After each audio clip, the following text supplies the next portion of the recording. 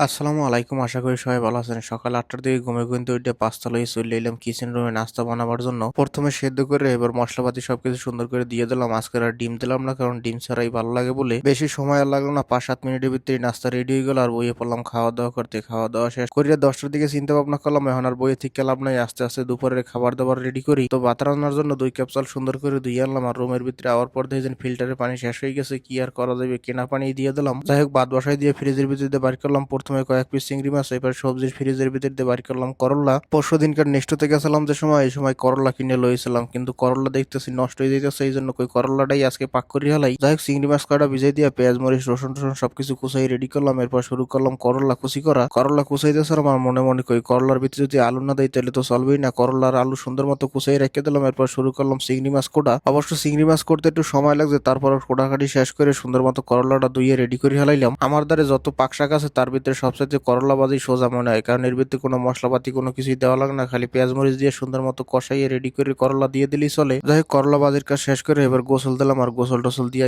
বই পড়লাম। দুপুরের খাবার খেতে দেখি যেন ১২টা বাজে গেছে। আর খাবার দাবার শেষ করে একটু সময় রেস্ট করলাম। এরপর ২টার দিকে উঠে আস্তে আস্তে রেডি হওয়া শুরু করলাম। কোম্পানির ডিউটিতে যাইতে হইবে। প্যান্ট শার্ট টার্ট পরে বাইরে বাইরে জুতা পাই দিলাম। এরপর চলে এলাম গাড়ির দিকে। আওয়ার পর দেখেন কোম্পানির লোকজন সবাই আগেই বই রয়েছে। আমি উঠে বইলাম, তাড়াতাড়ি করে চলে এলাম ডিউটিতে। আর ডিউটিতে শুরু করলাম কাজ কাম। প্রথমে চা গাওয়া বানাইতে হবে, তো চার জন্য পানি চিনি টিনি দিয়ে বয় দিলাম। এরপর গাওয়ার জন্য পানি রেডি করে এনে বয় দেওয়ার পর দেখেছেন গাওয়া শেষ হয়ে গেছে। তাড়াতাড়ি করে ফ্রিজে কিন্তু গাওয়ার প্যাকেট লইলাম। আর গাওয়া বানাবার জন্য কফি বিনস আছে যেগুলো, এগুলোর মাত্রই এক ধরনের বীজ, এগুলো প্রথমে ব্লেন্ডার করতে হয়। যাই হোক, যেহেতু শেষ হয়ে গেছে এই জন্য অল্প পরিমাণ ব্লেন্ডার করলাম, কারণ এখন বর্তমানে বানাইতে হবে। এরপর পরে আস্তে আস্তে বেশি করে বানাই রাখবো। আর এটা রেডি করতে করতে দেখেছেন এদিকে পানিও ফুটে গেছে। তাড়াতাড়ি করে গাওয়ার ভিতরে গাওয়া ডালিয়ে দিলাম, কারণ গাওয়া হইতে লেট হইবে কিন্তু চা হই যে তাড়াতাড়ি, এই জন্য গাওয়া আগে দিয়ে দিলাম। এরপর চা লিপটন কয়টা এনে সুন্দর করে চা লিপটন বয় দিলাম। আর এদিকে হ্যান্ড পর্যন্ত ফ্লাক্স ট্লাক্স ধুইয়ে কোনো কিছু রেডি করে নিয়ে তাড়াতাড়ি করে দৌড়ে এলাম ফ্লাক্স ধুইয়ে রেডি করার লাগিয়ে। প্রথমে গাওয়ার ফ্লাক্সটা দিলাম, এরপর চার ফ্লাক্সটা ধুইয়ে সুন্দর মতো রেডি করার পর দিয়ে এদিকে চা হইয়ে রেডি হয়ে গেছে অনেক আগেই। চা আবার বেশি সময় আগুনে রাখলে আবার কড়া হয়ে যাওয়ার সম্ভাবনা আছে, কারণ এগুলোর ভিতরে লিপটন দেওয়া। তো যাই হোক, চাটা সুন্দর মতো উঠে এনে ফ্লাক্সের ভিতরে ডাললাম। এরপর ফ্লাক্সটা মুছতে হবে, যার জন্য টিস্যু মেশু ছিঁড়ে এনে প্রথমে ফ্লাক্সটা সুন্দর করে মুছলাম। আর ফ্লাক্স মুছে রেডি করার পর কই অল্প পরিমাণ চা নিজে খাইয়ে টেস্ট করে দেখি, কারণ আজকের চা চুলার উপরে আসলে একটু বেশি সময়। এমনিতে আমি চাটা খাই না, কিন্তু কোনো এক সময় প্রচুর পরিমাণে চা খাইতাম, চা খাওয়া বাদ দিয়েছি। এর পিছনে বিশাল বড় কাহিনী আছে। যাই হোক, চা রেডি করে মক্তবে দিয়ে এলাম। এরপর গাওয়ার জন্য প্রথমে হিল দিলাম। এরপর দেখেছেন গাওয়া উপরে আই গেছে। তাড়াতাড়ি করে দৌড়ি যেয়ে গাওয়াটা এনে সুন্দর মতো গাওয়া ফ্লাক্সের ভিতরে ভরিয়ে হালাইলাম। আর এটি যদি আবার মহের উপরে হালকা পাতলা লাগিয়ে থাকে তাহলে দেখতে একদম বিশ্রী দেয় সুন্দর করে, এই জন্য টিস্যু দিয়ে মুখটারে আগে মুছে দিলাম। যাই হোক, গাওয়া রেডি করে মক্তবে দিয়ে এলাম। এরপর কই বইয়ে থেকে লাভ নাই, আস্তে আস্তে সুন্দর করে গাওয়া আজকের ব্লেন্ডার করে রাখিয়ে দিয়ে একটু বেশি করিয়া গাওয়া শেষ হয়ে গেছে কালকেরই, কিন্তু আলিশামি করে ব্লেন্ডার করি নাই। যদি ব্লেন্ডার করে রাখতাম তাইলে আজকের আর দৌড়াদৌড়ি লাগতো না।